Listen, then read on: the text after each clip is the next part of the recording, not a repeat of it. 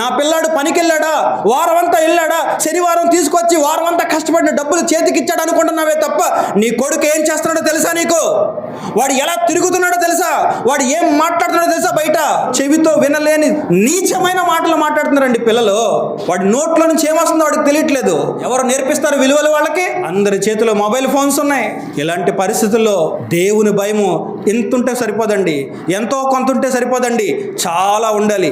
దీన్ని తొక్కేంత ఉండాలి, దీన్ని తొక్కేంత, ఈ సమాజంలో ఉన్న ఈ పాపాన్ని అణగత్రొక్కేంత భయం ఉండాలి దేవుడు అంటే.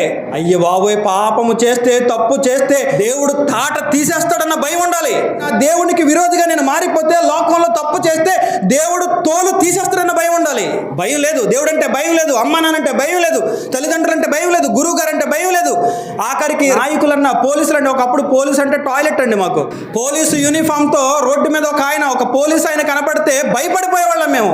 ఇప్పుడు పోలీసు అంటే భయం లేదు, రాజకీయ నాయకులు అంటే భయం లేదు, అధికారులు అంటే భయం లేదు, అమ్మా నాన్న అంటే భయం లేదు, దేవుడు అంటే అసలుకే భయం లేదు.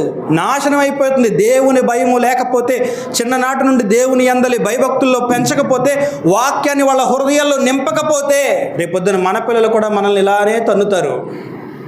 ఆ తర్వాత కుమిలి ఏడవడం తప్ప చేసేది ఏమీ లేదు. భయం లేని సమాజం ఏర్పడిపోయిందండి.